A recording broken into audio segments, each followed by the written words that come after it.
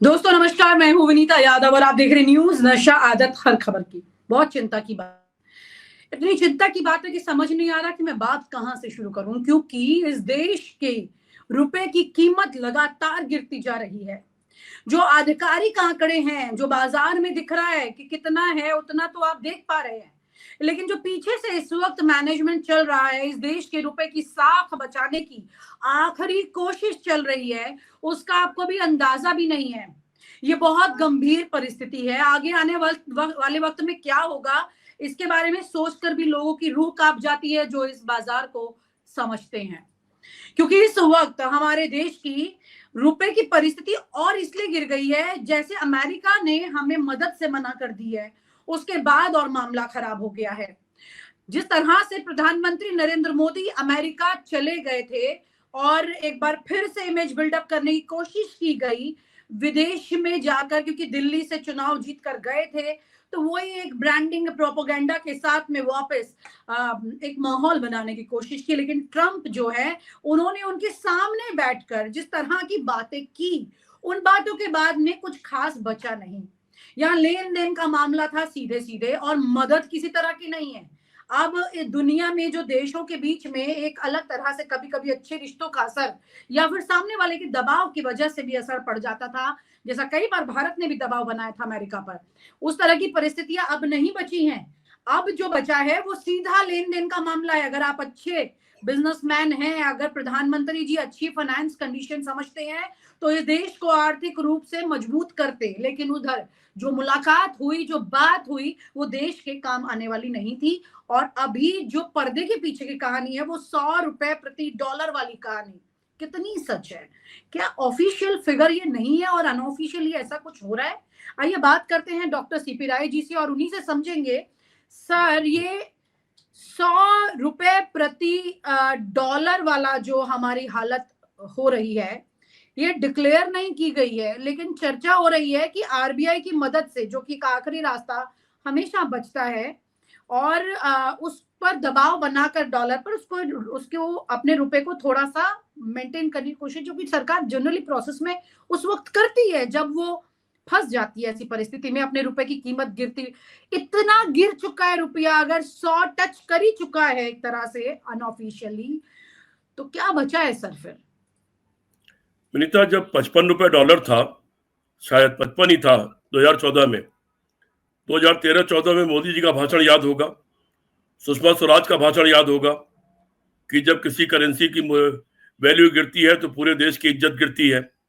वो भी आपको याद होगा नरेंद्र मोदी का, कि प्रधानमंत्री की उम्र में और डॉलर में कंपटीशन चल रहा है, रुपए में, कि उसमें आपस में कंपटीशन चल रहा है, ये सब याद होगा। अब मोदी उसको भूल गए, अलग बात है। आश्चर्यजनक बात यह है कि जिस शक्तिनाथ दास, जिसने रिजर्व बैंक को खोखला कर दिया, बर्बाद कर दिया बिल्कुल रिजर्व बैंक को, पर जो आदमी नोटबंदी के समय पर विरोध नहीं व्यक्त कर पाया, जो सच नहीं बता पाया कि नोटबंदी ठीक नहीं, देश बर्बाद हो जाएगा, जो आदमी लगातार आर्थिक मामलों में कमजोर साबित हुआ है, उसी को उठा के मोदी जी ने अपना प्रिंसिपल सेक्रेटरी बना लिया है।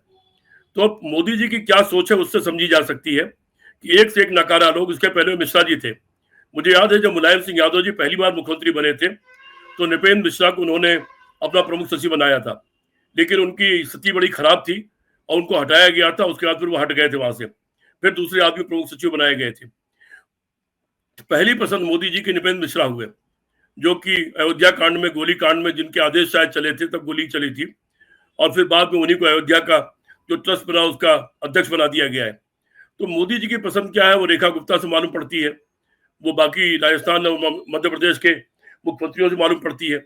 जहां तक इसका सवाल है विनीता, दो चीजें बड़ी गौर करने की है कि 2014 में जब सरकार गई कांग्रेस पार्टी की, उस वक्त तक 1947 से लेकर 2014 तक इस देश पर जो कुल कर्जा था वो 54 लाख करोड़ रुपए कर्जा था, और वो इस मोदी जी की 10 साल की सरकार में वो बढ़ करके संभवतः 210 लाख करोड़ या 225 लाख करोड़ ऐसा कुछ हो गया है, 200 लाख करोड़ के ऊपर हो गया है, 4 गुना बढ़ गया कर्जा वो। दूसरी तरफ रिजर्व बैंक के पास कुछ पैसा होता है, कुछ फंड होता है, जो आपात स्थिति के लिए होता है। जब देश किसी बहुत बड़ी आपात स्थिति में फंस जाए तब वो फंड निकाला जाता है। उस फंड में से लाखों करोड़ रुपए मोदी की सरकार इस बार मुझे लगता है 2 बार या 3 बार निकाल चुकी है। अब इसके बाद ये जो डॉलर का सवाल है, डॉलर तो लोग ये बताते हैं कि असल में वो 100 रुपए से कहीं ऊपर जा चुका है, लेकिन हमारे पास डॉलर होता है, हमारे पास सोना होता है, रिजर्व में रखा होता है, डॉलर हमारे पास होता है, रिजर्व में होता है, उसी से हमारी आर्थिक स्थिति नापी जाती है। हमारे पास जो गोल्ड रिजर्व होता है, उसी से हमारी आर्थिक वैल्यू होती है, उसी से रुपए की कीमत तय होती है। लेकिन डॉलर के मुकाबले में रुपए की कीमत बचाने के लिए लगातार डॉलर झोंका जा रहा है बाजार में, तमाम लाखों करोड़ों रुपए के डॉलर बेचे जा रहे हैं, लेकिन उसकी कोई तो सीमा होगी। आप कहां तक बेचोगे और कहां जाकर रुकोगे? अमेरिका ने बहुत बड़ी पोल खोल दी है।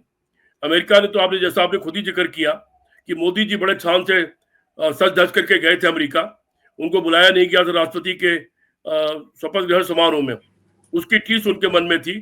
तो फ्रांस वो गए, तो फ्रांस से भाग करके अमेरिका पहुंच गए और उन्होंने इच्छा व्यक्त की कि वो जाकर के ट्रंप साहब से मिलेंगे। ट्रंप साहब मिले, लेकिन ट्रंप साहब ने बगल में बैठा करके उनसे सवाल पूछवा दिया पत्रकार से कि अडानी के बारे में बात हुई कि नहीं हुई, और मोदी जी बौखला नहीं गए बल्कि झल्ला भी गए, हाथ फेंक फेंक करके जिस तरह से वो बात कर रहे, जवाब दे रहे थे, वो किसी देश के प्रधानमंत्री और राष्ट्रपति को शोभा नहीं देता।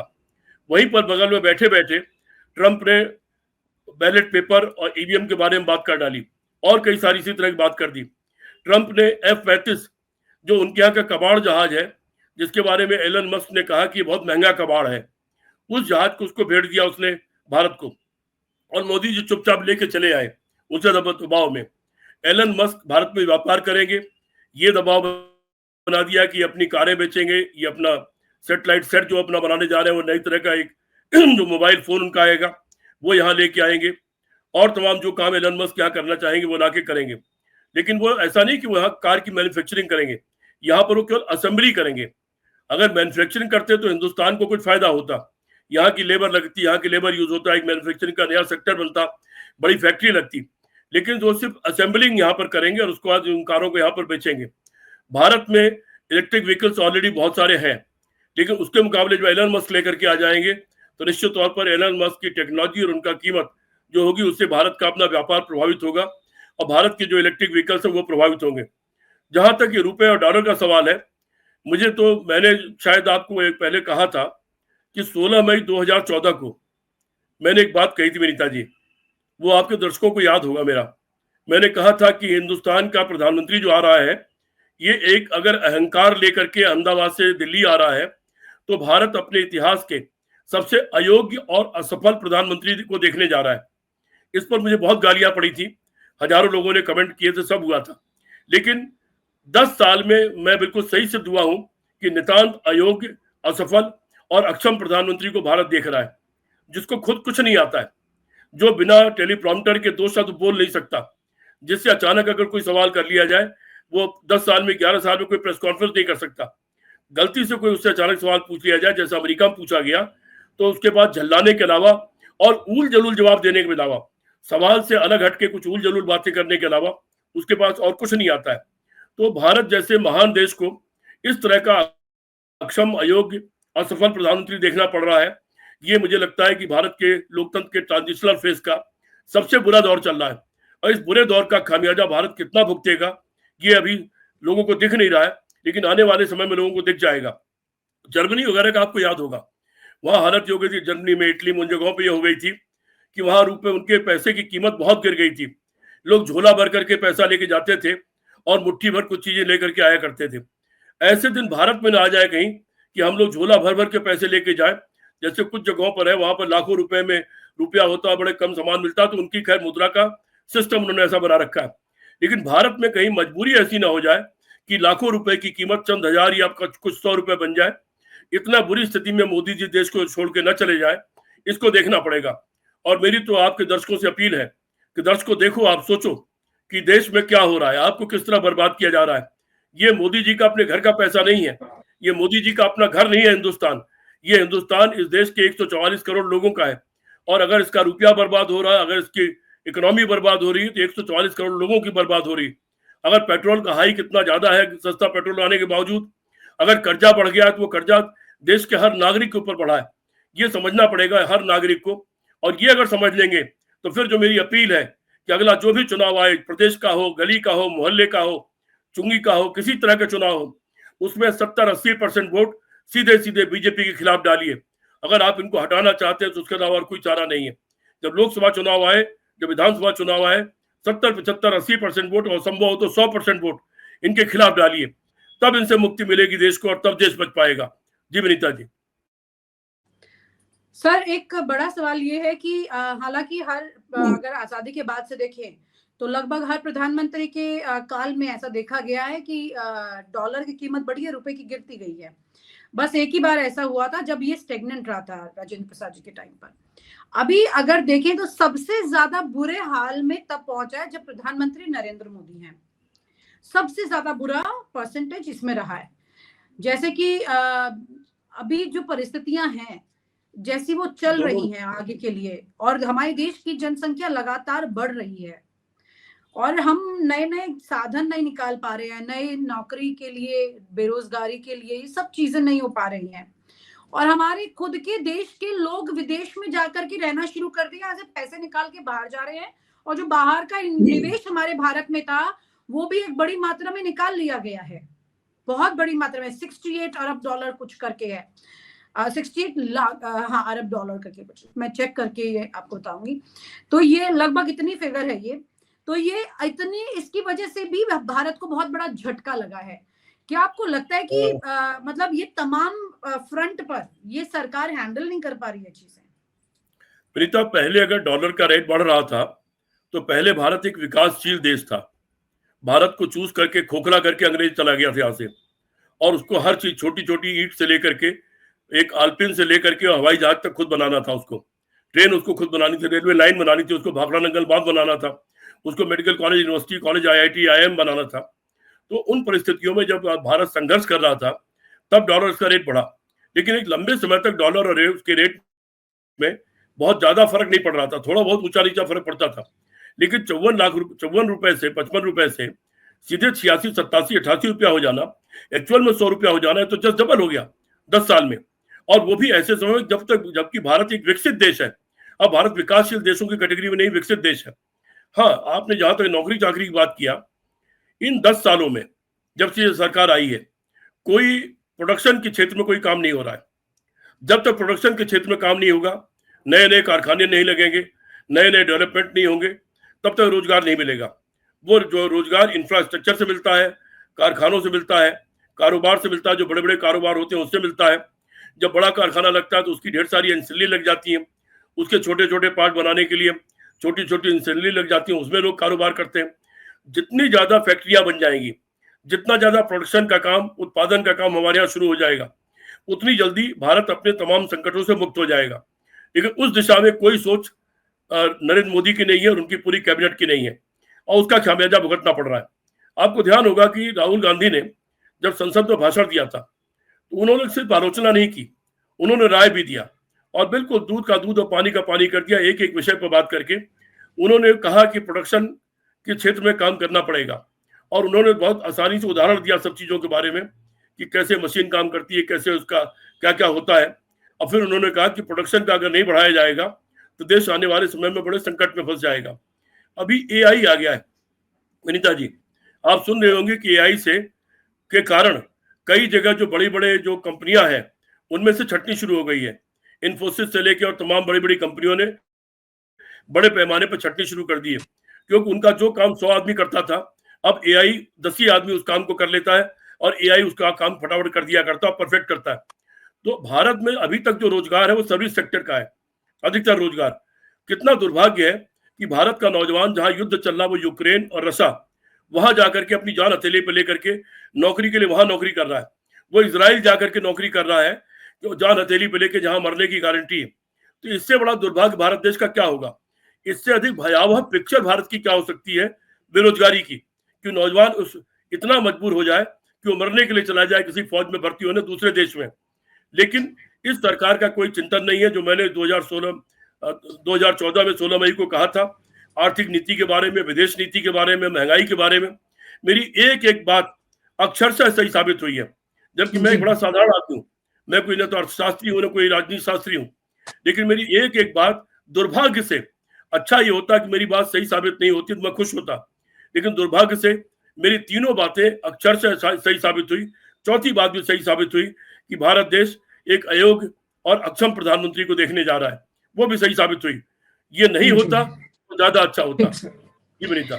बड़ी चिंता की बात यह है कि इस वक्त बीजेपी जो है जहां जहां सत्ता में है वो विपक्ष को गलत ठहराने में और उसी मोडस ऑपरेंडी पे काम कर रही है, जबकि उनकी बड़ी जिम्मेदारी है कि वो सत्ता में है तो सत्ता की तरह बिहेव करे, विपक्ष की तरह बिहेव ना करे, बड़े चैलेंजेस को से उभर कर आने का दम रखें।